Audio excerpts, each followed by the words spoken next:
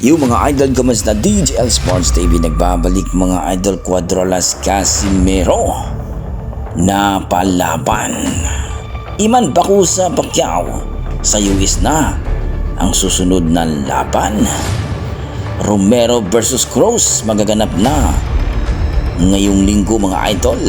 Yan ang ating pag-uusapan mga idol. Pero kung bago naman kayo napadpad sa ating YouTube channel, baka pwede makaingin ng isang like, subscribe at pakipindot na rin ang ating notification bell mga idol, para ma-update kayo sa ating mga bagong video na katulad nito. Well mga idol, ngayong linggo sa Pilipinas at Sabado naman sa Amerika ay magaganap po sa Las Vegas ang laban ni Romero versus Isaac Cruz. At dito nga mga idol ay grabe, ang liit daw ni Pitbull Cruz kay Rolando Romero.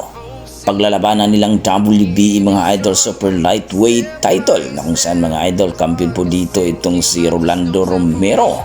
At ayon sa ating mga boxing fans ay hindi daw uubra itong si Pitbull Cruz dahil mas matangkad at mahihirapan daw itong si Isaac Pitbull Cruz ang alaga ng MP. Well mga idol, alam naman natin na malupit din itong si Isaac Cruz. Pinahirapan nga itong si Tank Davis sa kanilang laban. Pero yun nga mga idol, sa ating mga boxing fans na nagsasabi na mahihirapan daw itong si Cruz sapagkat itong si Cruz ay pagkalaban daw ay matangkad ay hindi daw uobra. Well mga idol, titingnan natin ngayong linggo. Magandang bakbakan to mga idol dahil may belt na nakataya. Buwelta naman ang ilan na pabor kay Pitbull Cruz. Hindi daw iubra itong si Romero dahil picky daw itong kampiyon. Mas malupit daw at mabangis itong si Pitbull Cruz ang alaga ng MP. Kayo mga idol, ano masasabi nyo dito? Sa kabilang banda mga idol, Iman Bakusa Pacquiao na kung saan ay panalo nga baya TKO dito sa kanyang last laban.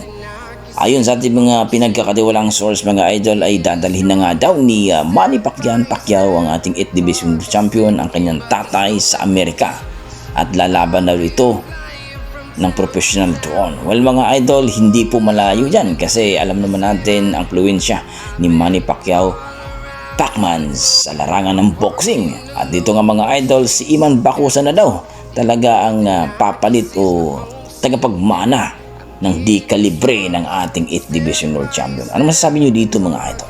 Sa kabilang banda mga idol, Cuadros Casimero ay napalaban sa isang diwata na napakaganda nga mga idol. Palong-palo ang ating Cuadrolas Casimero. Ayon sa ating mga boxing fans na okay lang yan mga idol dahil wala pa naman daw laban pero hinay-hinay lang daw dahil papalapit ng kanyang laban ngayong July mga idol. Alam naman natin itong si Cuadros Casimero ay disiplinado naman. Pagdating sa training ay talagang nagtitraining talaga itong maayos. At ito nga mga idol, sa kanyang training daw ay bibigyan daw talaga ito ng strength conditioning coach dahil para masigurado ng kanyang promoter at manager na maayos ang kondisyon ng ating angas ng Pinas.